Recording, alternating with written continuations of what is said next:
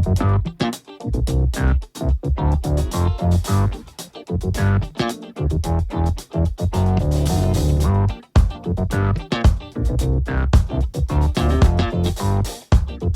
folks, and welcome to the Daily Ratings Podcast. It's a show where each week we're going to be sitting down with Vincent Daly to get his thoughts on the latest movies he's been watching, both older films and new releases. And don't worry, there's no spoilers. Vince will give a brief review of the movie, share some thoughts, and of course, then rate the film. The daily ratings are always fair, honest, and most importantly, they're consistent. On today's show, Vince will be rating and reviewing some bad boys. We've got Bad Boys from 95, directed by Michael Bay. We have Bad Boys 2, directed by Michael Bay. We have Bad Boys for Life, directed by Adil El Arbi and Bilal Falal. And we have newly released Bad Boys Ride or Die, directed by Adil El Arbi and Bilal Falal. Anyway, it's a Bad Boys week, folks. Let's get into it. Let's see what Vin has to say about this. Stay tuned and enjoy the show.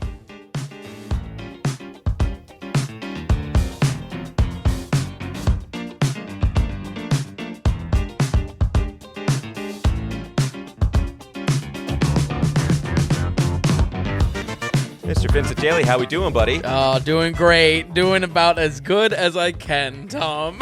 How about you? Well, I would have loved, I was trying to entrance with some type of jokes referring to the film, callbacks. Oh, right. I didn't, I managed to watch none of these, fortunately, so really flying blind here. Yeah, listen, I think the alternate title for this week's episode was I was not prepared for how bad these films would be. I was not prepared for how bad The Boys would be. That's super disappointing. Yeah. I think in a lot of ways, I don't know. I just thought they were going to be like all Michael Bay films, like probably bad, but like a lot falling into so bad it's good.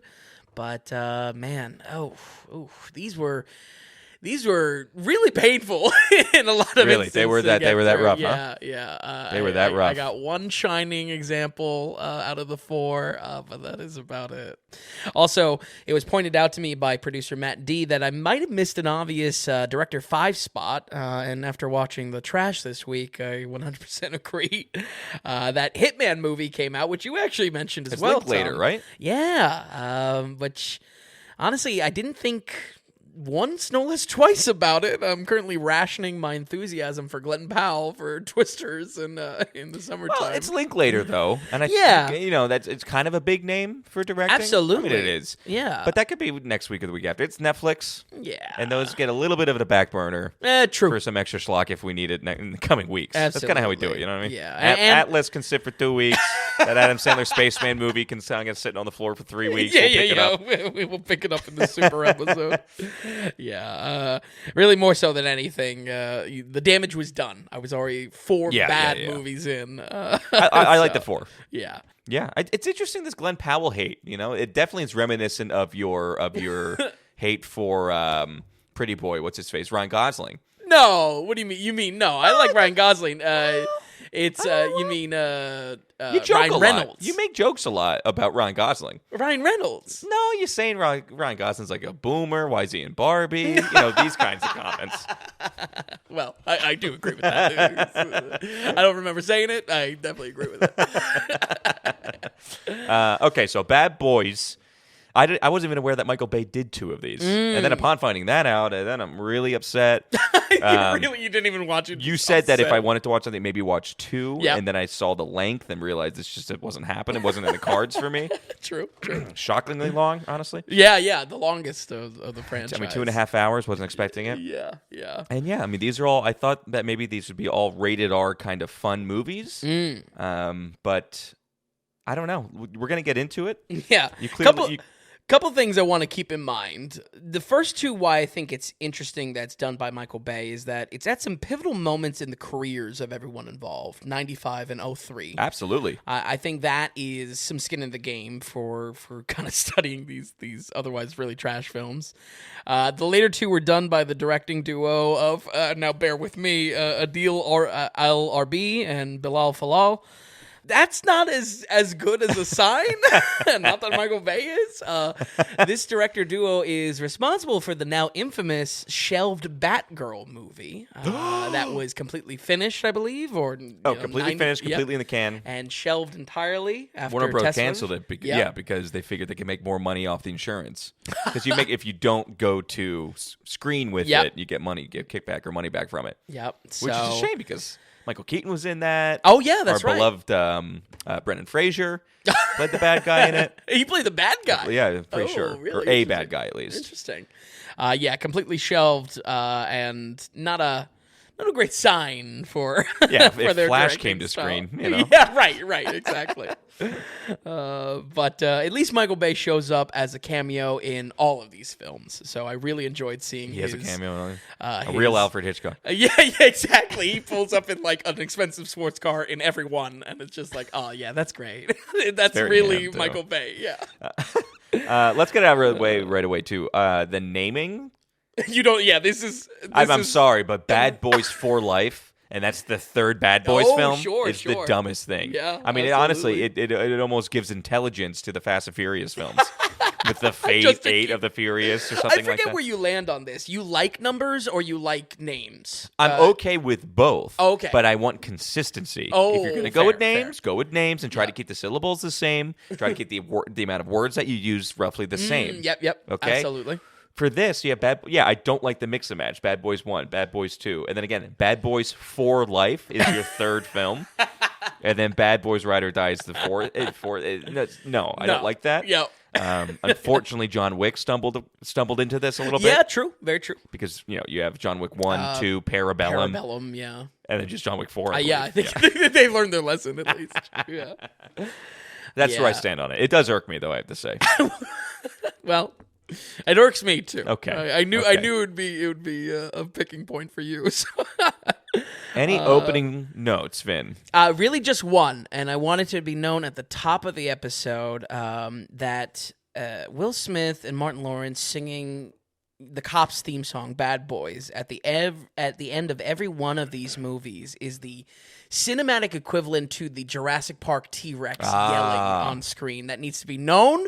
Jot it down. My suffering cannot go to waste. You hate that, correct? I hate that. I hate that it comes at exactly the time. They're always looking out on like the Miami waterfront. Yep. I can't stand it. It is the Jurassic Park T-Rex scream.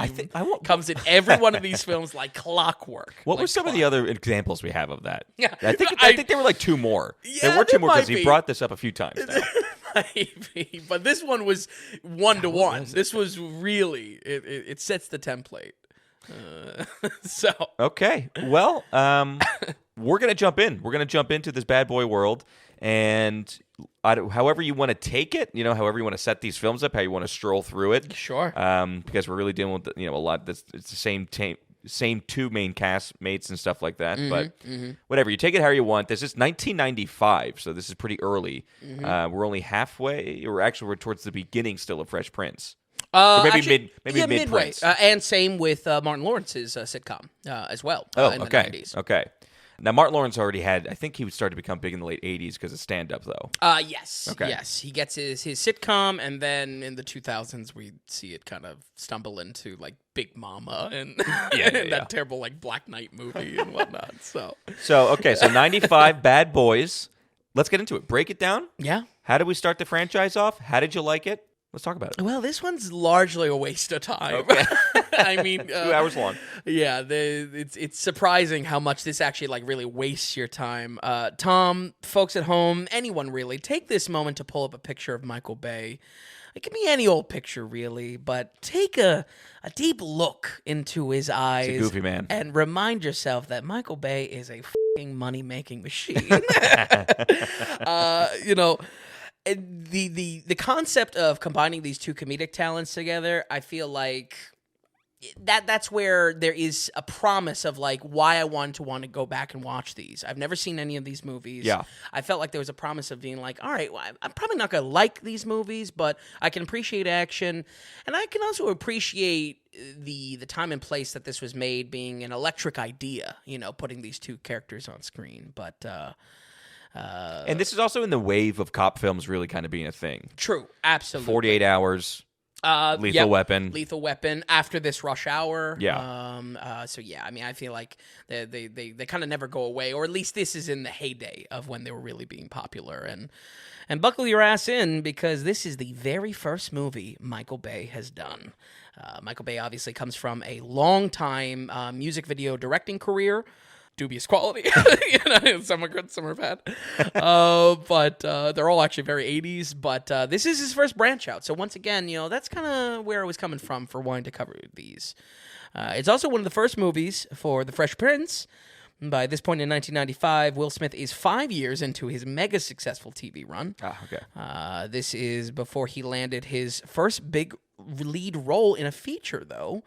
And no doubt he will be destined for the same star roles he would get later in the 90s and into the 2000s, like Independence Day and Men in Black. But I felt it was interesting that without this action blockbuster spin, we may have seen him do exclusively comedy roles or kind of find a slightly different trajectory. If anything, a trajectory that we see Martin Lawrence go, that he just kind of gets further and further into these throwaway You could comedy see roles. Will Smith taking that route. Yes. If things don't work out a certain way. Absolutely. I mean, this is 95. This is, Will Smith specifically is less comedic than Men in Black, than Independence Day even. He's like really like a cool hotshot in this, and I feel like really? did a lot. Oh, yeah. He's not really... So he's trying to shake almost the Fresh Prince persona then. I think so. And Yeah. I think that's where it's an interesting case as far as like career trajectory, that without this action blockbuster spin, I just wonder... would other producers see him having the star power, or at least in the same, in the same exact beats that we see him go It's true, into. because Independence Day, action comedy. Mm-hmm. Is it? Well, there's definitely comedy. I just don't know if he's doing it. But Will Smith in Men in Black, I mean. Action comedy. Yeah, exactly. Wild Wild West, same thing. Oh, damn. Yeah. Action comedy. Yeah. But in Bad Boys, we center on two undercover Miami cops, a family man from humble livings, and a hotshot playboy. Solid partners, but at odds constantly. If there's one thing I need to get across, that if you don't really enjoy bickering on screen in a very buddy cop type of style, this is so far down that spectrum of just constant bickering that it's, it really needs to be noted at the top. I'd call the first one more of a comedy action film, but really leans heavily on that comedy. Scene to scene, the story is less about actually finding our villains and more about creating funny, bickering, clashing scenes between the two of them. And once again, Will Smith not really doing the comedic lifting. I'll have plenty of moments that I pick a fight with Martin Lawrence this week. But Martin Lawrence really is doing all the... it's all on his shoulders for the most part, both for his character and how his shtick plays out in these films. In probably the best scene of the whole film, we see a heist go down right under the cops' noses, and a huge stash of heroin is stolen from the police HQ. The boys get tangled up with a witness in this crime ring, played by Téa Leoni, and have to get to the bottom of how a job this size was pulled off within Miami PD. I mean, straight up, Tom, honestly, just not a lot happens in this movie. That's a shame. Because there's places to go with the premise. Absolutely. Especially whenever Martin Lawrence is on screen, a lot of comedic setup and jokes just feel like a complete waste of time. It's just, they're not funny. They actively detract from the action and are such large gaps of the film, you kind of forget what the stakes are in a lot of ways. Okay. If you look at other buddy cop films, Lethal Weapon, Rush Hour, really any you could pull out. And while the writing still builds jokes around them arguing, it still has a good momentum forward so we don't lose the stakes of the plot. We still are action as a 50-50 split there. Yeah. This was much more of a comedy than I expected, so as far as my experience watching this, it felt like it kind of self-sabotaged the action side of the movie, really shot itself in the foot. There are just way too many goddamn scenes dedicated to the antics of the duo, and not enough action to make it worth following or paying attention to the story at all. And single-handedly, Martin Lawrence's contributions to this feel like an annoying distraction, like a fly that does not go away.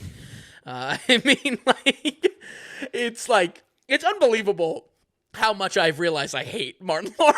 I can't believe that. Yeah, I mean, not that I was a fan before. You actually brought up we have the bike riders coming up in a couple weeks, folks, and Tom brought up that we should cover Wild Hogs.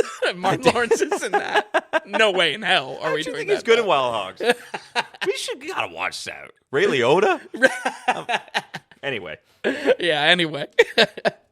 But it just shocks me because I thought you would have had money down that Martin was your guy over Will Smith. Yeah. Because I thought you've kind of always been not an anti-Will Smith guy, but a little bit of an anti-Will Smith guy, almost like how you're an anti-Tom Cruise guy. Right. It's just that it's like, I don't know, not always my bag. Right, yeah.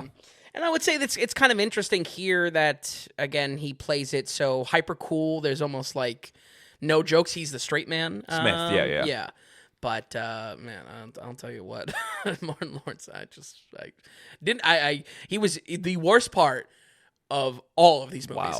Wow. And evolving in new ways of how it annoyed me. So this movie is just so 90s, it hurts. It kind of makes sense knowing Michael Bay's next film was The Rock with Nick Cage and Sean Connery. Is that good or bad? We might have to approach that. That's actually one of the few movies that I watched and refused to cover behind the scenes. Are you serious? Yeah. I don't think you ever told me that. No. It was just like, I just didn't even know where to start. I was just like, we're not going. Okay, so it was that bad? Yeah. Okay, gotcha. I can't say I felt the sway of a producer more than in these films. A quick glance at Jerry Bruckheimer's projects, and it all starts to make a lot of sense. Yeah. A lot of sense. Jerry Bruckheimer is it's a name that a lot of movie guys know, or if you're into movies, a name that comes up constantly. He is a big time producer, Jerry Bruckheimer. I mean, absolutely. I mean, I just know him through putting on the site, and I was putting some of the Bad Boys on. Yep. And I was like, there he is. There's old Jerry Bruckheimer. Absolutely. And even I went to his IMDb then. Yep. And I think he works across studios. He doesn't really have like loyalties to one studio. He's just like a machine, like Michael Bay. He's a money-making machine. Over 120 producing projects. Yeah. A lot of TV, a lot of TV movies, but a lot of big other stuff. Like absolutely. He did some National Treasure, Pirates of the Caribbean, like every single one producing on. Yep. Dude's got money. Yeah, dude's got money. And, not in a backhanded compliment type of way, has an eye for blockbusters, has an eye for what's going to be hitting in mainstream. Yeah, for the good or bad, yes. Yeah, exactly. And that doesn't really work for me. That's not a compliment for me, but it is an aspect to his work. Actually, the editing here is probably what dates the film the most. Again, just reeking of 90s. And it comes off like a shitty CSI montage of quick swipes and blurring effects. The editing bothered me so much, in fact, that I actually was spurred on to look up who it was. And boy, oh boy, did I find out what Christian Wagner worked on. Let me start with saying that this is his only Bad Boys film. Thank God. Yeah. And as I list these off, I want you to kind of just imagine, even close your eyes and imagine the collective feeling of all these together. So to really immerse yourself into it. Starting off big with Face Off, one of the lowest rated films on the site. Yep. Mission Impossible 2, we covered it. Absolutely insane. Absolutely like a crazy movie. Die Another Day, the worst James Bond movie. I don't know. I guess we can't call heads or tails on that just yet, but kind of. There are some bad ones, actually, definitely, in the late 70s and early 80s. But yeah, Die Another Day, that was a tough one. Yeah. A good old Diamond Face as the villain in that. And get ready for it, Fast and Furious 4 through 8. Ooh. Need I say more? That is the... It's not your guy. That's the vibe of this movie. That's certainly not your guy. Yeah, so folks, you can open your eyes now. Open your eyes from the nightmare. That is what Bad Boys 1 is, if you can envision it. Let's talk about some characters. Nick Cage, by the way, taking some fire on this episode so far. Face Off and The Rock. You're just really pounding on him right now. Yeah. This version of Nick Cage, I will rip into. He's just redeemed himself. Let's talk about some characters since we are locking in for a series here. I pretty much said my piece on Martin Lawrence. He's not very funny. The character sucks. And while he does get a half dozen one-liners that are kind of classic action movie shit, I feel like he single-handedly dragged down the entire series with his comedy being stale for every entry. It's weird how, like, his comedic shtick, as it evolves for the various time periods that we're jumping into, obviously the latter two are real close, but it feels like he is trying to switch things up, and it's, like, stale even back then. It's stale when he's doing it, which is just doesn't work. Will Smith, believe it or not, is lacking some charisma as well, or at least as we know it. Mike Lowry is a pretty badass character, which will pay off in the sequel, pay off a little bit for the third one as well. But if you were expecting the Fresh Prince or even the comedy we get in other action blockbusters like we've been saying in the beginning, it's really never put on his shoulders. He's just not cracking jokes, period. I mean, it'll be in, like, the bickering that you get some comedy from him, but his character is meant to be cool as ice and really never, like, shaken, never breaking character. You know, that's why Mike Lowry is probably one of the more notable characters that I actually remember the name of in the blur this It's just week. Unexpected. I didn't know that. Yeah. These films are so foreign. They've always been joked about, but it's like, oh, are they good? Are they these big, great action films? I don't know. For some reason, just because you have the Will Smith of Men in Black, Will Smith of, not Resurgence, whatever it's called, Independence Day. Resurgence. I just assumed he would have been right there cracking jokes with Martin Lawrence. The fact that they put him in this kind of more serious thing. And even down to my kind of opening notes of, like, I think this is a hell of an electric idea of combining these two rising comedic talents and putting them in a buddy cop film, especially in the 90s before it's, like, really been done to death. Yeah.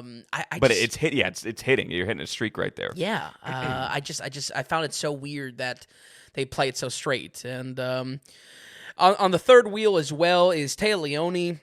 My girl. Really? Well, I don't know. I've always liked her. I always had a soft spot for her. Well, she's pretty bad in this. Being kind of a very 90s tag-along insert, for my money, more annoying than her role in JP3. And more than anything, just that 90s character just burdens the story and drags everything down to a crawl. Once again, my real critique here is that even if there's shining moments in this first Bad Boys, there are just such gaps of just, like, either nothing happening, more bickering with the duo, or just Téa Leoni's character sidetracking things. It's like, what are the stakes again? Why do I care about this police heist that happened? It lost its way. It's that convoluted. Yeah, it lost its way. Folks, I really try to see a movie watching experience from as many angles as possible. But I just could not shake how much of a waste of time this felt like. It's a real shame, too, because I wanted to see the potential in everyone involved, spot where this could have given birth to some careers and chemistry on screen, but instead, I only felt dread for what was in store for the rest of the week. We're going to go ahead and give Bad Boys 1 the old Kane Mutiny. 39. 39%? Yeah. I wasn't expecting that. Wow. Really? You thought like 50s, 40s? Something, at least for the first one. Yeah. You know what I mean? Yeah. Wow, that's bad. It's Bad Boys. Bad Boys. Some bad boys. Wow, okay. Yeah. It did okay box office back in the day. It had a $19 million budget, and it made about 66 domestic, 141 total. So with the $19 million budget, it's pretty good. It definitely made money. Absolutely. But yeah, not good. And I'm not saying that I would just like blindly agree with critics. I think this is one of the earliest cases, or one of the more mainstream cases, of critics being at odds with audience scores. Obviously, this is kind of a fan favorite franchise. People like seeing these two on screen. Exactly. I mean, look at this box office weekend. Bingo. It's huge. Bingo. Yeah. All those money worries of theater going away goes away. It's just wild what hits and what doesn't these days. Yeah, it's crazy. But it's a testament to these two. Yeah, it is. And I guess kind of that Will Smith comeback. I wouldn't be surprised if people want to kind of just be a part of that almost for his next film. I'm sure Will Smith wants it. But boy, okay, so 39%. Well, these two guys still continue to be big successes in their own right. Will Smith starts a lot of stuff. Oh, yes. Before Bad Boys 2. 2003, he has a lot under his belt. Martin Lawrence, not so much, but they both completed their successful run on their TV shows. Yes. And Will Smith now, he has started Men in Black. Yep. He came out with Wild Wild West, which was a huge flop. Yeah, maybe that's not the best example, but Independence Day. Independence Day and Men in Black were the biggest ones. Absolutely. And not anything small. So who knows? I didn't do any research of the time frame of it. Why 2003? Why now? You know what I mean? But it took, from 95 to 2003 for all this crew to get back together. It's still Michael Bay, and it's still that top cast. So how do we return to the story? Are things fixed? Are things kind of worked on and improved? What do we get with coming back to Bad Boys 2? Well, Bad Boys 2 definitely has a legend around it as one of the real crazy action films of the 90s and early 2000s. My actually really only connection with this film was in the movie Hot Fuzz, where Nick Frost makes Simon Pegg watch Point Break and Bad Boys 2. Great scene, great movie. And let me say, watching these early examples of Bayhem this week, I can't tell you how impressive Edgar Wright is to parody action movies in this way and pull off all the same shots. So if you're looking for an alternate recommendation, go watch Hot Fuzz this week. Because you really get the same type of action I wasn't expecting it. Yeah. For our boy Michael Bay, this is after some of his biggest hits. This includes the mega disaster film Armageddon, and the movie every millennial had to get their signature to watch in school, the bloated and melodramatic Pearl Harbor. Wow. Yeah. What I always forget. What a shame that was him. I feel like even James Cameron would have done a better job. Absolutely. Because they're both in that douche category of directors. definitely money-making douche in the category. douche pot, yes. Absolutely. When did Transformers start? 2005, 2006. So this is before that still. Okay. Absolutely. And I'll bring it up a little bit later. Not that Bay is writing these scripts, but you can definitely see how that first 3 Transformers, I'll say, maybe first 2, are PG-13 toned down versions of the comedy we get in R-rated Bad Boys. Oh, okay. Absolutely. It's all DNA's here. Yeah, absolutely. But rest assured, by this point, all the classic shots are in his tool belt, so much so that even mundane dialogue scenes can't help but circle around characters and flood the screen with slow motion. I mean, Bay is here. As far as Bad Boy 2 goes, praise the Lord, because finally, this action movie has some pretty damn good action in it. We are introduced to the boys cracking down on a KKK rally, so I think it's safe to say we're moving towards Spig territory for the setup of this. The drug of choice in this film is good old MDMA, with a club scene growing increasingly dangerous in Miami. From the Russian mafia to cartels to even street gangs getting a piece of the action, this whole shit show has drawn a lot more attention than usual, and a lot more than just Miami PD. That includes CIA and the DEA, and Marcus's sister Sid, who is working undercover behind the scenes, something our bad boys don't do particularly well. I would say, right off the bat, this is not a great movie. Okay. But the priority and the shift on action has shifted. I mean, I don't know. If you want to give the last film, it was like 70% comedy, 30% action. Mm-hmm. This is like 80% action, 20% comedy. That's a big change. That's a big tonal change. And I think a very successful one. One that really won me over. If the first one felt so 90s it hurt, this 8 years later is so 2000s I may just pass out from the pain. Oh, no, really? Yeah, it's very 2000s.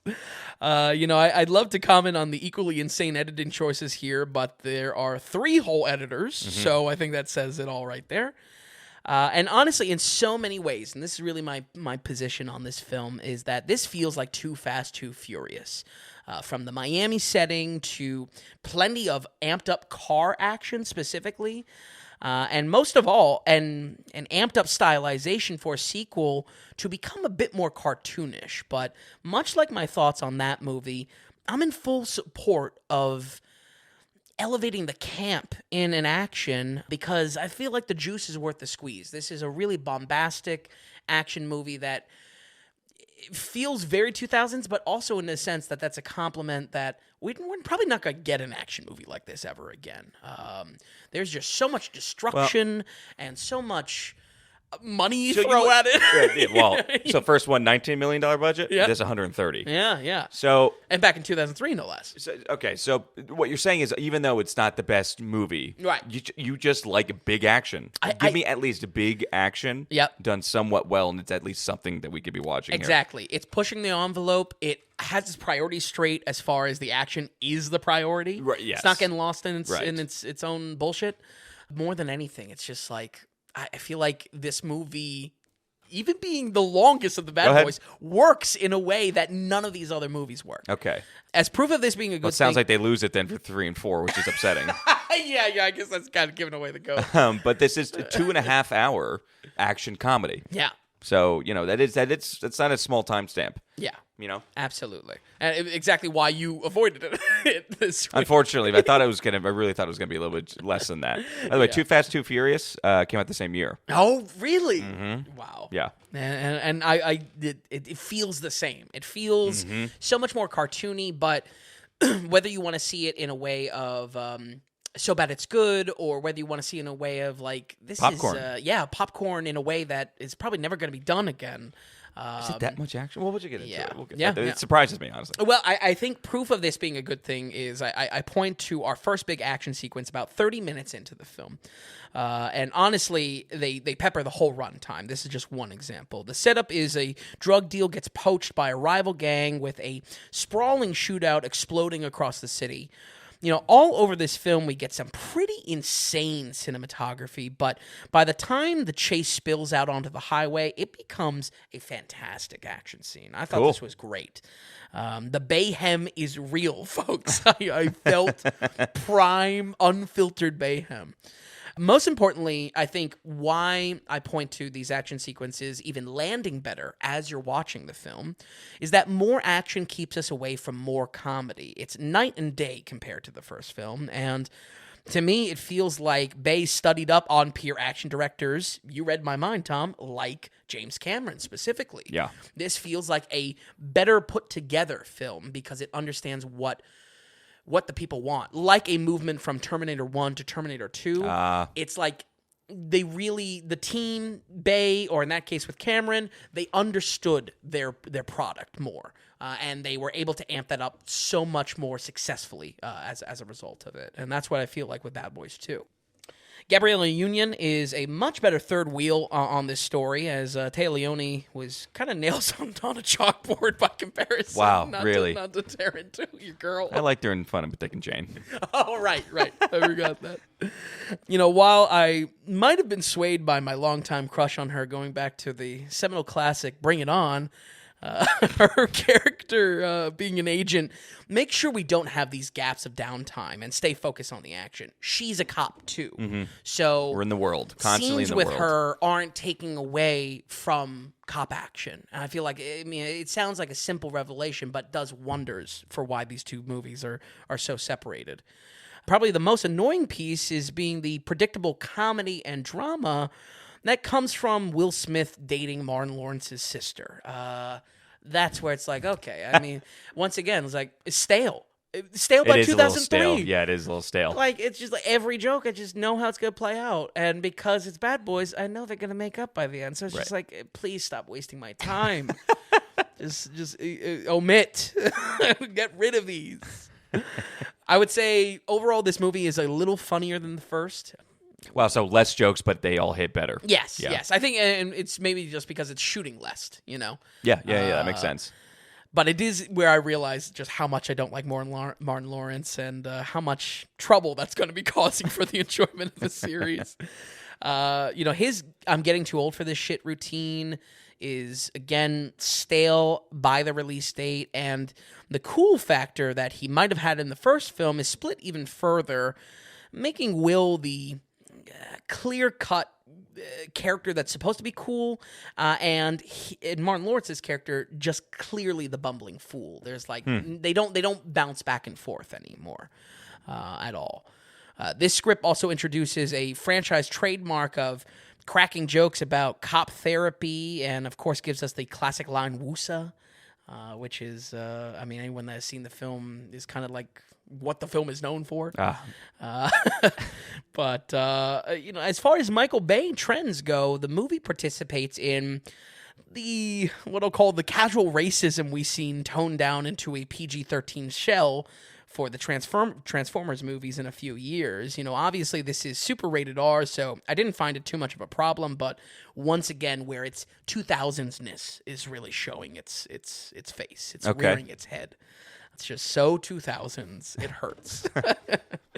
Overall, though, I'm walking away with a pretty positive rating because I thought the action was excellent and held some jaw-dropping moments. This is a type of maximalist production that I don't think we will ever see again. Like I said, better action equals more action, and more action equals less comedy. Even with this being the longest movie of the franchise, I think that's saying something. But almost in every other instance, this is Spig territory, so bad it's good. So be warned with everything that comes along with your dose of Bayhem. We're going to go ahead and give Bad Boys 2, 2003, a 63. Okay, 63%. Wow, so all that action could still only lift it so high. Yeah, exactly. And also a Michael Bay movie is only going to that's true too. That's true too. Okay, all right, Bad Boys 2, 63. Yeah. There's something there. There is I'm interested in checking out maybe these action scenes. Yeah. Especially, I mean, I referenced the 30 minutes in one. There's just so many that's just like, how did they do this? Who let them do this? There's like a they drive through a town that I'm drawing a blank. What like the shanty towns where it's all like just like sheet metal and whatnot. Mm-hmm. They destroy this entire town. Like they're just driving. It's like out of like Uncharted or something like that. Like they are destroying this entire town by driving through it, and it's great. It still kind of looks good. Still is good. Absolutely. It is prime Bayhem. That's good because as soon as we get out of this kind of time frame, stuff like this, a lot of action starts to move towards CGI. Absolutely. You know what I mean? Well, right now we're getting into very early CGI fantasy worlds: Pirates of the Caribbean, Lord of the Rings, Star Wars. You know what I mean? Action quite hasn't got there yet. Yeah. And I feel like in a very few years, a franchise we should probably do like a franchise study on is the Bourne series. I feel like the wave of gritty action is going to take over very soon. And this is definitely not gritty action. Yeah, no, great point. That starts to take hold right now. Yeah, especially even like you get into 2008, I think like the wave of gritty films just became what we wanted. Well, I think for a short period, I think you're right, where Bourne really changed things a bit. Yeah. And then, of course, you had the branding and basically redo a Bond in 06 already. Bingo. Yep. You know what I mean? Mm-hmm. So, yeah, that's interesting. These are good conversations that we should set up for other podcasts. I mean, we could, especially because 2000s is our bread and butter, where we grew up. Yeah. We could definitely talk about the changing of the tides as far as tech, practical, and where do we go? Because it's short-lived. That gritty realism is short-lived because really... Iron Man comes out in 08. Sure. And then in 09, we're taking off with modern day, MCU schlock. Yeah. And the the blockbuster fandom kind of. Okay, so that was Bad Boys 2, the 63%. A big jump. I think a lot of people thought that maybe this was dead. Again, I don't follow. This doesn't come up on my news feed. In 2017, if it was talked about, or 50, I don't. These guys might have always said they wanted to do a third one, or something like that. Sure. But it took 17 years to return to this. Unfortunately, it's COVID year when it came out. But this is Bad Boys for Life. But it's the third film. Bad Boys 3. Like I said, came out in 2020. This is Adil Al Arbi and Bilal. Stop. No. Adil Al Arbi. Not Arby. Arbi. Is it? I don't think it's Arby. Yeah, they have. He has the meats, and then Bilal Falal. But these are when these two directors, which it sounds like we really don't like these guys. And I'll just jump on that bandwagon, especially I didn't realize they did the totally pan DC movie. Yeah, I mean, not to needlessly shit on them. If anything, I was kind of excited to see a change up and how that would happen. In these films, but no, these two directing duos, they are run by studio notes. I don't feel the hand of a creative force in any significant way. I feel the hand of two directors able to match what is most popular at the given time of what is being released. So, For Bad Boys for Life. Yeah, just take it. Run with it. Yeah. Oh, a movie series I always wanted more action out of. I wasn't too optimistic about a geriatric sequel with the boys some 20 years later, and no less for a Sony release from 2020, I was even less optimistic for. I do have to immediately pick a fight with this whole film, sadly, because this comes off as a super bland corporate product filled to the brim with studio notes. Its directing is about as by the books as it gets, which is disappointing once again for checking out our director duo, who we will only get more of in the coming years. I believe they are working on the next Mummy Project reboot, the third Mummy Project reboot. Oh, Mummy, you said. Oh, sorry. Yeah. Okay, I didn't hear money. I thought you said money. Yeah. Writing has always been a multi-part act for this series, but for some reason this feels more committee-driven than ever. I'm sure it was. It's like they sit in a boardroom, Fast and Furious can do it, why can't we? No joke, this even has all the bullshit techno-babble thrown in. No joke, it even ends with the family having a barbecue.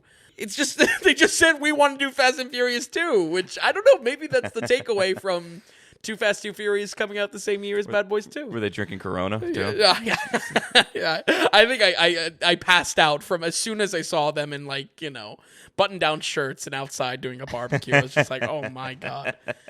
But seriously, all these 2010 era revival sequels all play out the same, being a 50-50 split of nostalgia bait and killing off characters for manufactured stakes. That counts double actually for this new one as well. It has not shaken that. And I know I kind of land a little bit differently on some bigger hits like Top Gun Maverick, on how that manipulation feels in the final product, but well, I think it results for critics calling this, it's pretty good, and for fans either landing on hating it or loving it. I, for one, hate it all around. I feel reeks like of it. It's engineered. I personally think that Top Gun Maverick got away from that a little bit. There's enough separations with the films and going on where it felt like its own unique thing a little bit, even not including all the fandom around it. Sure. That crap, the film itself. A lot of this goes into that, let's rehash it, let's bring it back here. And, and there is that thing of, what did you say, 50% just... either love it or no. Well, 50% like for the audience and 50% just... kind of schlock genericness. Yeah. And it's just about making the picture and try to draw them in. I should make a distinction, too. This came out in January of 2020. It got in right before things shut down. Wow. And it did make good money. Okay. Last of the theaters. It definitely turned profit. So I'm not surprised why they also came back for a fourth one than the directors, that is. Sure. But it's a shame because... soulless. There's so much being rehashed for the profit motives. Yeah. And this thing of let's just dredge this up. Let's dredge this up. Exactly. The percentage is so high of the failure. Or I should say the schlockiness of it or the genericness, the soullessness of it for sure. It's just a shame that it's just but here's another one. Absolutely. And it kind of falls into its own category of the sequel revivals of the 2010s.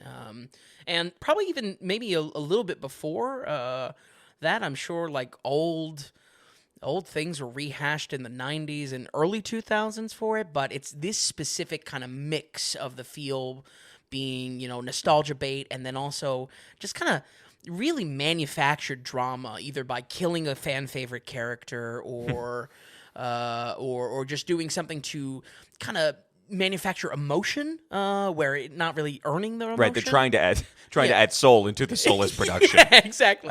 It's just but it's the worst way to do it. Yeah. It's rude, it's insulting, it's viewer hostile, or it's I would say or fan hostile. It's fan hostile is what it is, Absolutely. Now, it's a point that I'm probably just going to leave behind because I really wasn't a fan of this franchise. So, I wasn't rooting for it. But it's good to talk about because this was the era heavy for it, and here's another product of Absolutely. it. Absolutely.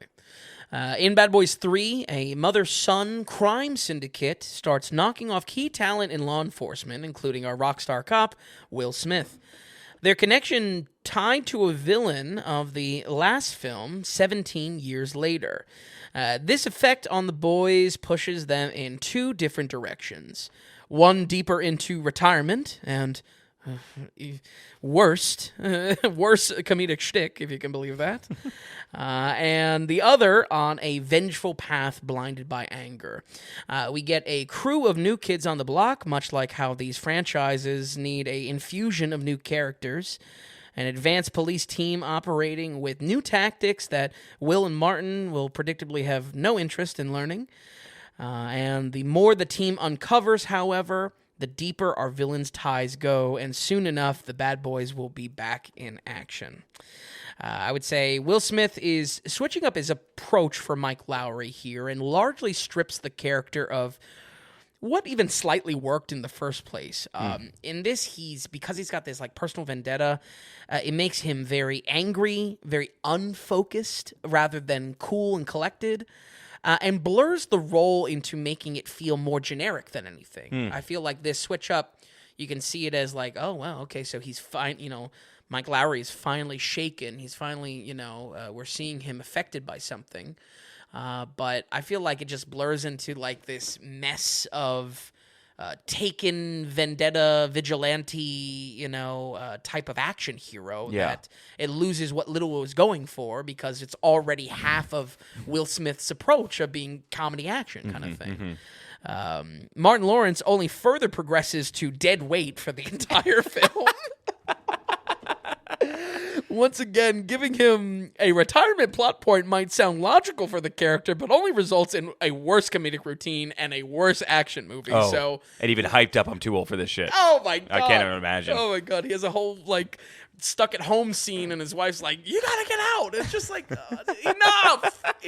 Man, the part of me says you're going to love Lethal Weapon, and part of me says you were going to hate it.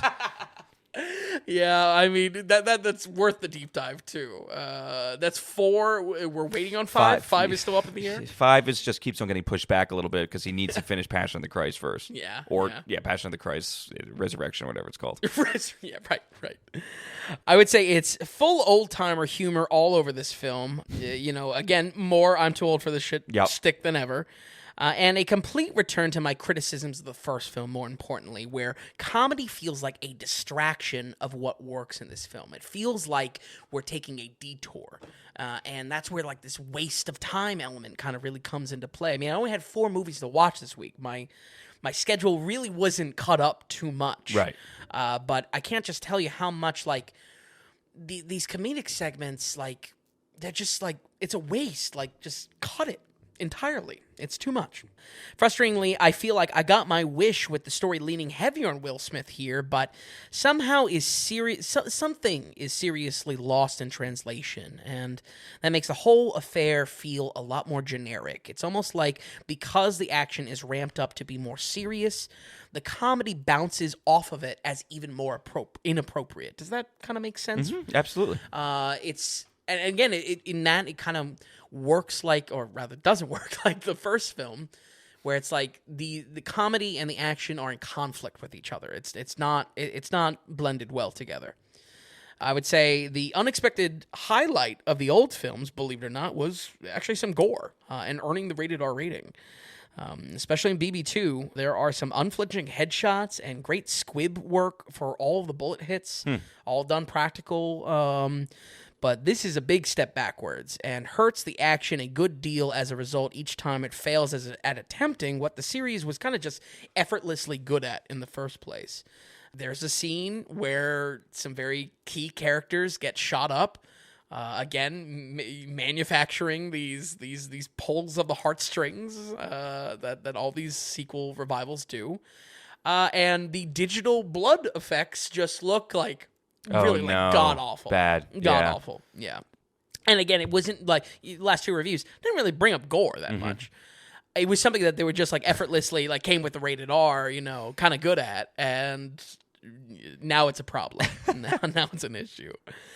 Action scenes also have a bad habit at accomplishing nothing for the story. Nearly every big shootout comes out as a frustration to the plot rather than having momentum forward, and it becomes clear it's probably because they needed more runtime on this bare bones premise of Mike Lowry goes after kind of a revenge plot. Yeah. It's supposed to be darker. The whole thing is supposed to have a cloud over it a little bit. Yeah, absolutely. Yeah. A little bit grimmer. Again, in the mix of everything. It's Fast and Furious. It's Taken now. Yes. It's other action blockbusters from the 2010s. Well, John Wick. Yeah, sure. We're in John Wick territory now. Absolutely. I mean, it only came out 4 years ago. Yeah. So I would say one shining moment comes in the final shootout. It's not very tense because every fight either has to end with a joke or has so many layers of plot armor that nothing will have consequence ever in this film. But there is some cool camera work used in this kind of like multi-floor balcony fight that I liked. And even if it was 90% a green screen set that they could just kind of manipulate the camera through, I thought it was an interesting action sequence. Okay. But I really hate to say it. This one was my least favorite by far. Oh, really? Yeah. Oh. On the surface, you might... Listen to 39? Okay. Yeah, we should have running bets if we ever do a live version of the show. We should do live bet. Yeah. Of where it's going to land. On the surface, you might watch this movie like many revival sequels and be like, oh, this is overall better made than the original films and shake some of the dated aspects that were done previously. But I'm telling you, folks, what is gained is a corporate soulless shell that is simply trying to mimic the successful action franchises around it to come out in the 2010s and results in less of a movie and more of a marketable product. We're going to go ahead and give Bad Boys for Life 2020 a 33.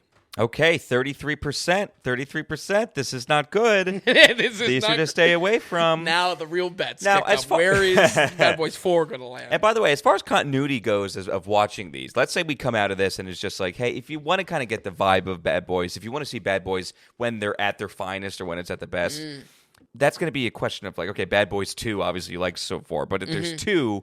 or if you jump around, is it okay to jump around? Are we really going to be lost plot-wise? I don't think so. Or can we follow along? I think if anything, it really may benefit watching 1 out of the 4 because the tired comedy is not. It's not gonna be done to death. It's not gonna be like, oh, this is another argument in the car, or oh, Martin Lawrence doesn't like when Will Smith drives fast, and it's just like, okay, maybe funny the first time, not funny so 4 maybe times benefit yeah. just to Yeah. All right, Finn. Well, before we get on to our last film there, we're going to go ahead and get into our producer segment because we do have to thank a producer for today. Ooh, excellent. Our boy Isaac. Excellent. Producer, again, executive producer for this episode. He came in. Vin, he bought you a movie ticket for this week. That's for Bad Boys. So he gave a, what is it, $11 and... National average. Yeah, $11.75. I have to look at the different average, too, now. But yeah, Isaac came in with the movie ticket, right around $12. So Isaac, we thank you so much. And he wrote in a note. So Isaac writes, ITM, gents. Yes, in the morning to you, too, Isaac. Just made a small donation to help Vin with his weekly movie ticket burden. I just finished listening to episode 136 on the Mad Max sagas. Great work. And fun fact, excluding the original Star Wars trilogy when I was growing up, my wife and I have only seen 2 movies twice at the theater. Oh, wow. First one being Elizabeth, the 1998 Cate Blanchett film. And Fury Road. I have no idea what that film is. I don't either. We're going to have to cover Elizabeth then. He says, Fury Road, upon the recent rewatch in the home theater, has moved into my all-time top 25. Wow. And especially for sound in the home theater, I could imagine that's a great appreciation. Respect for that. I mean, we love that movie so much. I wouldn't be surprised if it's in my top 25. Sure. And with the amount of movies you have seen, with it having an 84, I think it's naturally in your top 50. Sure, just... that not a lot makes it at that level. Right. But I think like having Fury Road in your top 25, I think is totally respectable. Yeah, absolutely. And may just like belong there flat out. He says, I'm with you both on Furiosa. Too long. Too much Hemsworth and a little too dark for my taste. It felt like shared directing credits really account for a collective, quote, disappointment, as George Miller didn't have complete creative control like really? Fury Road. Interesting. Did not know that. I didn't know that. Yeah. I thought it was really his baby. I'm also glad to hear that people are picking up on it being oddly darker, and I know that's such a weird criticism for Mad Max, in its apocalyptic world, but there were some moments where it's like, whoa, what is happening? And because of the length and the amount of dialogue, too, you can get into darker themes. Where with Fury Road, it's just We're driving. it's crazy as action, and you're just seeing weird stuff on screen basically. It was a great experience, but don't feel a need to rewatch it ever. I think 78 was pretty generous. Oh, okay, fair enough. So I think I'm kind of Isaac and I are kind of the same. It feels like Sure. I feel like maybe he would have rated this at around like mid 60s, low 60s, and I think that's where I'm at. Because even last week we were like realizing that we were kind of separated on this a bit. Yeah. Still kind of on the same page as far as like I'm glad I watched it. It is kind of a once and done, which, like I said, I don't know where that plays into like the metrics of a score, but. But you did come out pretty hot on it. Yeah, I mean, yeah. 78% that's a very good movie. I think if I had to defend the 78, it's more so that like. Let's say Fury Road didn't exist, it's still all the concepts we love. I was thinking about that this morning. The evolution of these concepts are still like just as good in that world. Exactly. I do have to say, if Fury Road didn't exist, I feel like I would be right with you on the 78. Yeah. It's interesting because we have that, and Fury Road is so good. You know what I mean? Kind of a shoulda, coulda, woulda type of question, hypothetical, but interesting. Yeah. Lastly, the beauty of the first Mad Max film is the understated and gradual degradation of society. And you all touched on this theme. You see it unravel quietly in the background of the story. Max starts off as a lawman trying to keep society together. But by the end, as all hell has broken loose. That is often overlooked as a result of the fantastic car chases. So it's true, you are watching the society because you're in chronological order with the original three. And it is, because the first one, and we even, I think, commented too, where the first one's just kind of like, is this Australia? A small town Australian car gang movie. Yeah, they got a diner still, a little bit of an odd police station, but that's okay. Weird police station, and also like super eccentric, crazy weirdos who can be evil, almost a la like the really crazy bad guys in Mandy. Oh, sure. Speaking of Nick Cage again to bring him up for a third time. But that crazy ass biker gang. Agents of Chaos for sure. Yeah, exactly. Yep. But okay, and he goes, I'm looking forward to more Hitchcock. Excellent. Which, hey, in 12 months. See you next year. I think the Hitchcock study was super good. I was able to get over the hurdle of vertigo, which was something I kind of sweated about early on in the podcast, of really like voicing my opinions against the grain of literally everyone. But I think it was one of the more successful director studies, just because Hitchcock is such like, you feel it's a Hitchcock film, Yeah, and I'm glad that like we'll pick it up next year right away. But I'm glad that we're doing it. Like we're over 100 episodes in. It's Hitchcock. It's good that we're doing this. Yeah, and like I think to get that stuff rated. I think we noted on the earlier part of the month when we first got into it. I feel like it's also important as a reviewer that we make our bones with Hitchcock. You know what I mean? With like these big ones. I like finding the hidden gems as much as possible for my own enjoyment, but it's one of those things that's like, it's good for the site, good to get on there, and good to get on the internet. Yeah, and good. It just has movie lovers for you and I. The reason why we even do this. Just that love of actually fleshing him out a little bit. Everyone knows a name. Everyone can maybe point to a movie or specific scenes. But actually diving into this, it's getting a well-rounded kind of study of this guy. It's just cool. Yeah. Just thinking about this as we're talking, I would like to almost place a bet if you're interested. Okay, all right. Quickly going into degeneracy on this episode. I kind of feel like you are going to, I don't want to say hate, but you are really not going to like The Birds. Oh. One of his most beloved films. Really? Yeah. Interesting. Did you watch The Birds? I didn't watch The Birds. I had watched part of The Birds years ago, and it was like high school. Yep. In literature class or whatever. I've thought about this the other week as well, because you were thinking about watching it. Yeah. With Planet of the Apes week. That's right. And I have a feeling, I want to place a bet that The Birds is going to be below 45%. Oh, okay. All right. Will you take that bet or no? I'll take that bet. I'll take that. I mean, I'm kind of I'm in a tough position because I control whether I win or lose the bet. But you have my word of honor. We'll shake on it right now. Okay, we'll shake on it. There we go. So the bet is, I think The Birds will be 45% or worse. Okay. Which would be the worst Hitchcock so far? What was Vertigo? I think 49, the cheeky score, like you said.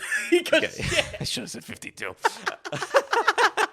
I see what you're getting at. Are you getting at that the aspect is like it's a blockbuster No. type of... No? Okay. Rear projection, I think, is heavily used in the film. The For more I the was thinking birds. about it, yeah.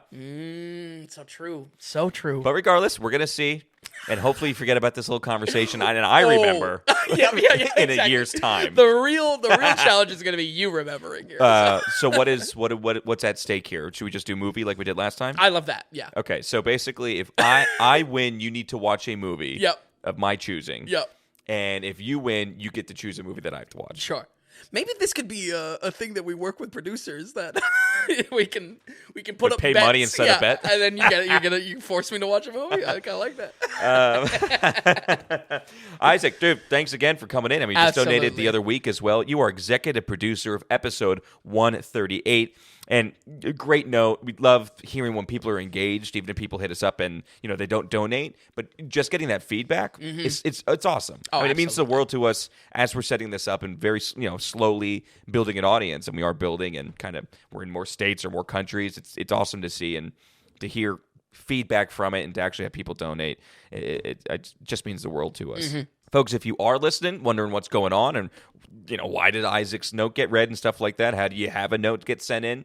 Vin and I are going off the value for value model. We're not going to have advertising on the website or the podcast. We're not going to have tier structures. We're not going to have paywalls. We're not going to do Patreon where, if you give us a certain amount of money every month, you get more content. Really how we're doing it is we give you all the content. It is technically free. But we ask that if you are getting value from it, so are you on the website? Are you listening to the podcast? That's value in your pocket. We ask you, can you give us value back in our pocket? And that's why we call it the value for value model. And that's what Isaac did this week. So he went to thedailyratings.com. Go ahead to the donations tab. This week he sent us a movie ticket. We have some fun set donations, movie ticket, Space Odyssey, Godfather. But there's also the value for value button there. And it's whatever amount of value you're getting from us. So everyone's finances are different. So $5 is a lot to you. We can't tell you how much that we appreciate that. Hey, $500 is not that much to you, and you send that our way. We can't tell you how much we appreciate that. Yet to come across a listener, a producer with that type of reach. But it's cool. Basically, we don't want to peg an exact number. Again, everyone's different, so that's why it's whatever value you're getting, or your finances this week will be different than next week, and so on and so forth. So, and when you do donate, and when you show us what value you're getting, you become an actual legitimate producer of the Daily Ratings. Just like in Hollywood, when you financially support a project, you are a producer of that project. And the Daily Ratings here, this is one long movie project we're doing. We're going through films, we're rating them, we're hoping that you're enjoying the ride along with us. Isaac, again, thank you so much that you were enjoying it. Thank you for producing. Executive producer, once again, episode 138. Yeah, really appreciate it, man. Yep, absolutely. And let's keep things going. Finn, with our now in theaters film. So we are this is the smallest gap we had in between these two films. We're the same directors again. Adil El Arbi and Bilal Falal. Stumbling through it. And the boys are back in town. The bad boys are back in town. I don't know who was asking for the film. Because even especially since now that we've been in the movie world a little bit, and all my newsfeed is this, I figured I would be getting some sort of Bad Boys stuff coming up, or talks, or once, or forum stuff, and there wasn't that much there. But sure enough, here we are. Yeah. How is Bad Boys? That's another thing, by the way. Bad Boys for Life, the third film. The subtitle is Ride Together, Die Together. So here it is, Bad Boys 4, it's Bad Boys Ride or Die. So don't get too confused with the naming and the looking of the posters. Yeah. They're also out of song lyrics to pull from as far as the cop theme, so it's not really not really great. Anyway, Bad Boys Ride or Die. Vin, how was it? How'd you enjoy yourself? Well, I'm glad I watched this in the theater because I really needed to see if anyone was actually laughing at this movie. A few chuckles here and there, not really an outrageous laughter, in the theater. Well, you must have been at a packed theater though. Yeah, with how good the box office did. Absolutely, okay, that's good to know. Absolutely, definitely came with some good head count for this. In the few years since 2020, not much has changed for everyone involved, except for the old Fresh Prince. This marks the second film starring Will Smith after the slap heard around the world. The first being 2020's Emancipation. Yeah, that really... Largely a black and white Oscar bait movie pushed by Apple. We didn't cover it. Actually, we didn't really cover it for any particular reason. I wasn't being spiteful or boycotting Will Smith or anything. We just didn't get around to it in 2020. And honestly, I think Apple tried to bury it a little bit. They gave it a little bit of push in the first week or two, but I think there was an overall feeling and understanding that Will Smith hasn't had his timeout wasn't complete yet. Sure, you know especially what I mean? for an Oscar baity film that was clearly gunning for awards. You know? Right, because basically Oscars is early March, right? And this film came out, I think, at the end, towards the end of the year. Yep. And that 9-month gap of all this, it wasn't done. It was still being talked about. It was too fresh, and so Emancipation really kind of came and just immediately swiped under the rug. Absolutely. But I agree with you. Had none of that stuff happened with Chris Rock and the slap, I think really would have been tried to be pushed out, and a campaign would have been made for the Oscars the following year. Absolutely. Yeah. It's black and white. It's a drama. I don't know if it's black and white. It is black and white, yeah. Emancipation? Yeah. Really? You sure there's not a black and white cut of it? I don't know. I mean, I've never seen the movie, so I don't know 100% for sure, but anything you look up about it, it's always black and white. Oh, okay. So... Right. And you know, not that we comment too much on celebrity gossip, but as far as I can tell, there's not much backlash that has stuck around to impact his career too much as far as now flashing forward to this release for Bad Boys Ride or Die. The news around this film is that it did pretty damn well in the box office, enough to wipe all these, you know, buzz articles on the internet of, are the theaters dying? Yeah, you just wait a week. I don't know. Maybe it was a bad release. You know what I mean? It feels like just the content machine has to churn. So yeah, you got to be talking about something. Exactly. If you're not talking about something, it's dead. But I don't know. What are your thoughts on box office here? Surprise? Yes. Yeah. I've been shocked with how terrible I am at guessing box office. Yeah. It's good to know how terrible of a studio executive I would be. Right. Well, I've come to a similar realization with, like, you know, elevator pitches. But yeah. I really am shocked. I almost basically would have said flip this with Furiosa or something. Again, I just didn't think that the calls for this were there. Yeah. You know, and that's my biggest thing. Absolutely. No less kind of being like a dull week, not tied to anything. Yeah. Now, I don't know. movie I will watching say, holidays. I think a lot of high schools are out from school. Oh, that's a good point. And I think because last week there was like no new releases. Yeah, true. You know what I mean? So I don't. It's all that kind of stuff. Regardless, very good week, and that's good for movie theaters. Yeah, exactly. The style of the movie has been shaken up once again in this entry, but I'm sure as a byproduct of more studio notes and boardroom brainstorming. With the last film, it definitely tried to capture that family-conscious mayhem of the Fast and Furious franchise. In addition, now, this pulls heavily from the Mission Impossible franchise, especially sporting a going rogue plotline and Eternal Affairs conspiracy spin to the story. More than anything, though, it muddies up the experience a lot more to been there, done that, generic plot lines that should be well familiar with any action fan of the last decade. Is that, again, a bad thing? For me, yes. I think it is a bad thing. I don't like copycat stuff, but I feel like when it comes down to the critical reception of these last two films, it does hit into a blandly acceptable type of rating of them because they are taking the most successful pieces around them. So what do you get? A kind of a successful product, you know. It doesn't have problems like the previous Bad Boys had. That's interesting that it is taking what works. The problem is that you still need to reinvent yourself. Yeah. If you're going to stick yourself in what else, you know what I mean, in these in what we have so much of already. Yeah, absolutely. So I think, and that's why I almost think, again, not even including all the box office talk around it and what happened around then, but when that new Mission Impossible came out last year, I think a large part of that was it didn't have. There was something missing that Fallout had. You know what I mean? Like Fallout came out and rebranded a little bit, and it kind of shocked people with how good it was. Yep. And people were expecting that again with Mission Impossible, and it didn't happen. You need to continue to do something unique for the audience to have any kind of buzz or love, or appreciate it in a certain way. Absolutely. I mean, that's a little bit of a tangent, but apparently there's a lot of drama around the new production of the Mission Impossible. That they lost, what was it, a helicopter or something like that? There was a failed kind of submarine shot, and it was very expensive. Something broke within the filming process. Yep. And it was like a $20 to possibly $30 million mistake. But that's how they do it, a little bit more expensive baby. than Tom Cruise's foot, That's how when he broke it on that one stunt. That's how they do it. One take. You need the one take. Cruise knows what's up. But he probably got something out of that. But anyway, that's just me to put a stamp also on the talk of if you're going to be a generic movie or in a generic realm, you better be doing something to step up your game in at least one aspect. Yeah, and it doesn't have to be much. It just has to be one little flourish. Take Top Gun Maverick, where there's so much generic character development and writing, but you have the real jets in there. Yeah, exactly. You know? And that's enough of a hook. Yeah. Absolutely. We pick up with Ride or Die with more geriatrics with the boys. Will Smith is hanging up the bachelor routine for panic attacks, and Martin Lawrence is having near-death experiences through heart failure.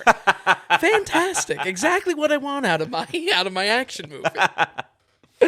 I'm frankly shocked we didn't get an early bird special or Tyler Perry Sunday service joke thrown in there. Because it really picks every last fruit off the ground. It's not even low-hanging fruit. It's the fruit that has rotted at least a couple days on the ground. Much like the last film, this is maliciously interwoven with retirement age plot points that feel engineered rather than being inspired for the story. You know, I'm not saying that the business of movie making always has to be inspired, but they feel so clearly not even trying to hide that they are designed for the age group and demographic that would be tied to the market for Bad Boys, that it's just like, all right, well, this is clearly not a story you want to tell. This is a story made for money making, you know? This is a story engineered. You just feel it. Exactly. Yeah. The boys stumble upon the biggest cover-up in Miami PD history, spanning their whole career, and a great excuse to use old flashback footage for the runtime. The story unfolds in a mystery, piecing together the puzzle. Allies turn to enemies, and old enemies rear their head one last time for another shot at the boys. I mean, over the course of these 4 movies, Martin Lawrence's acting and comedy has been a steady downward slope, if I had to graphic out. I mean, like, a real anomaly. He's experienced, like, de-evolution in his... Martin Lawrence taking shots. He's going backwards. In this story, he processes this near-death experience with a new chill hippie attitude, talking about soul bonding and constantly spewing therapeutic babble. More importantly, his performance feels like he came to set on 3 weed gummies every day and is not in a good way. Like, it's like, is this guy not trying to act anymore? It is concerning. But it sounds like this was the hook. This is something different that they were trying to do. Right. A drastically different approach. I will say the trailer didn't give this up. That surprised me. I thought he was going to be Jokey Guy again. Yeah, and kind of same. If anything, I thought it was going to be yet another kind of trope that I hate, is just like, oh, does every comedy need to have like a tripping scene or like a, oh, how crazy psychedelic scene? And that's just Martin Lawrence the entire time. Okay. Martin Lawrence is tripping balls the entire time, basically. So, or at least acting like he is. And I really, though I haven't really been referring to character names, it really is Martin Lawrence, because it's just like, it feels like he's not even acting. He's just like, kind of like, I don't know. It's really, really bad. Yeah. It's unreal. I can understand how cop therapy jokes in the series could lead to writing the character like this, but wow, this might in fact be the worst Martin Lawrence we get. And for this late in his career and whatnot, not to... I don't know. Not to have your agent say, like, are you sure you want to act like this? I don't think people are going to recognize you. Like, he's unrecognizable. Wow. It's really bad. We got to talk about action and cinematography here. I think my best description for the look of this film is the kitchen sink. From drone shots to a fancy new pistol cam rig that has been in a lot of production marketing for this film, to every f***ing scene being a Dutch angle in this. The film feels like a barrage of techniques that largely you become numb to because of how often they're used. I would say the only thing saved from that is this pistol cam rig. It's pretty cool. I wouldn't be surprised if a lot of action movies try to copy this. And what does it do? What is a pistol? so it's basically like a Steadicam rig Yeah. that is hooked up to the grip of the pistol. Yeah. And the camera is either able to swing to be like this first-person video game shot, looking at the pistol but from behind, or first-person... It swivels and gets the face. Exactly. So it's face, swivel to what you're shooting, Yeah. face shooting, swivel to what you're face. Okay. And alongside of that is kind of an implied one take as well in these action sequences, which I think are good. I feel like the movie just uses so much, and I really mean every shot in this is a Dutch angle. It just feels, you get numb to it after a while. Yeah. You just get numb. I felt myself numb to the action in this, which is, believe me, I'm thinking critically about action, especially coming off a 2-hour and 30-minute version of this franchise with Bad Boys 2. Man, it's just a blur. It's just too much. It is the kitchen sink. You might be saying, folks, gee, that sounds an awful lot like Bayhem to me. And I'll admit, that's right on the money. I think it is Bayhem, but it's Bayhem by influence, pulled from, like the stories I mentioned earlier, like the stories I mentioned in the last review, a hodgepodge, a mix of everything that comes out more generic, believe it or not, and the hand of our directors feel completely lost as a product of it. I can't say I have given this director duo a fair shake because I feel like these products just, honestly, it can be a pie split up of where are we pulling from, what action franchises are we pulling from, and what kind of market data would make this more successful. And then it's just plug and play. Exactly. Yeah. Exactly. I really don't have too much else to say on this. That's okay. My summary really pins my thoughts on this movie, folks. It's an engineered product, one that strategically plucks from its own films and steals more from successful franchises around it. I would like to say I'm optimistic about the future of anyone involved. Possibly I Am Legend 2 brings back Will Smith in a big way. Maybe we see that infamous Batgirl movie hit HBO Max randomly, like a Snyder Cut or something. But most likely what we'll get is yet another old-timer Bad Boys movie. I don't see it impossible that we get a fifth Bad Boys movie after this. Dude, I mean, if the money talks. Yeah, the money money doesn't even does talk, talk. it screams. I mean, and if we're having a good opening like this, almost Right. 60 million. Yeah. Get ready. Get ready. Yeah, so... can't wait for Bad Boys have to stop a tapioca leak in the retirement home. Nice. We're going to go ahead and give Bad Boys Ride or Die a 34. Wow, a 34%? Just a notch above. And again, that's where it's like... So 3 of these are in the 30s. Yeah, I told you it's a bad week. That's a shit franchise. I honestly would have That's a taken shit any franchise. week besides this. Wow, so the BBU, the Bad Boys universe. Yeah. No, thank you. No, thank you. Wow. It's Bad Boy 2 or bust. And That's again, it. That is your biggest thing. I think, to your point, Tom, it might be even interesting to just watch Bad Boys 2 specifically. How about this? How about, let's say, I mean, you're in a friend group and you have no choice. You're going to see Bad Boys. It's being talked about now. Sure. And a lot of people are probably got going to go.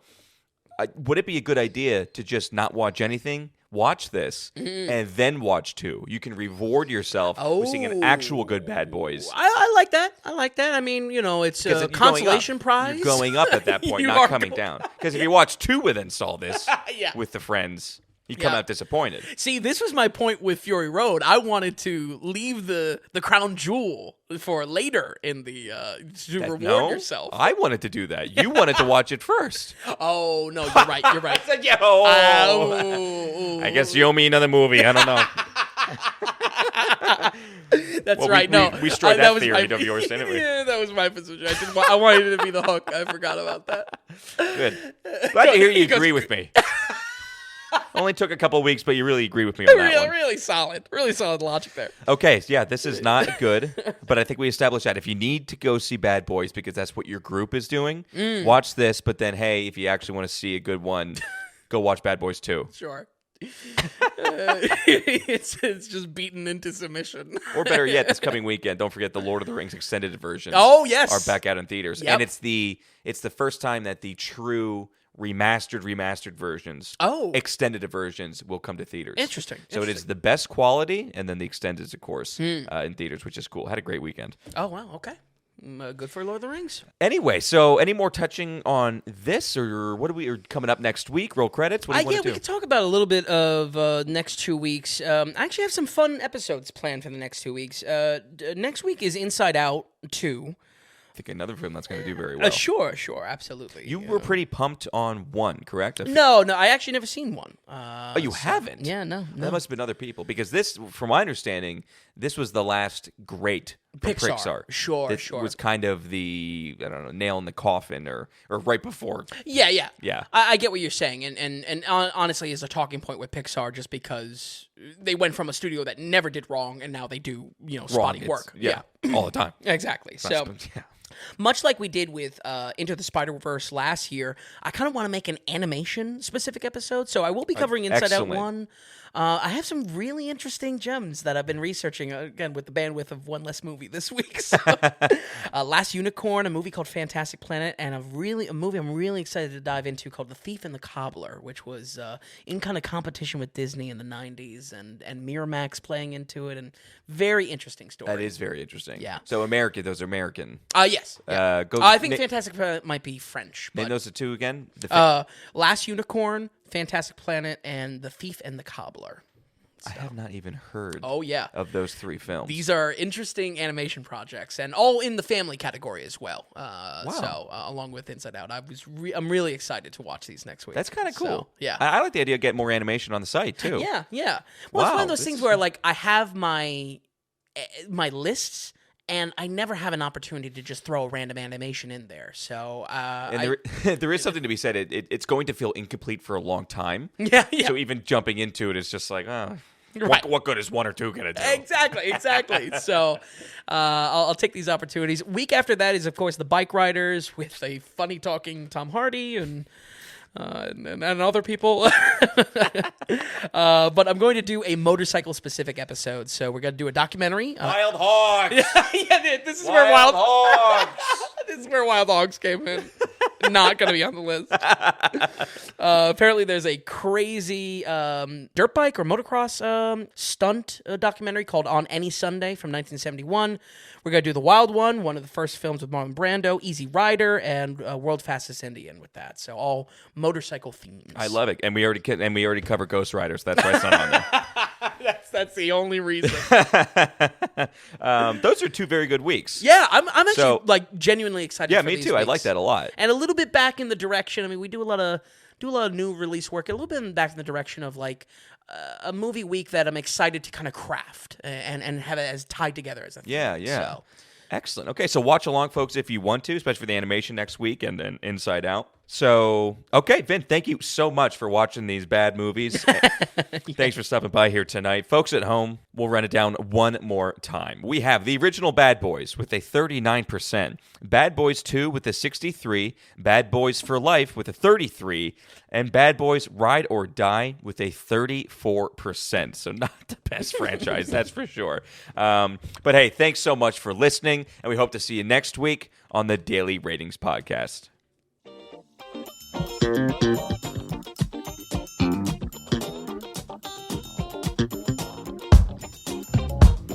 And hey, if you enjoyed the podcast, if you would, give us a good rating or get the word out and tell a friend about us. And just a reminder that the Daily Ratings is completely producer supported.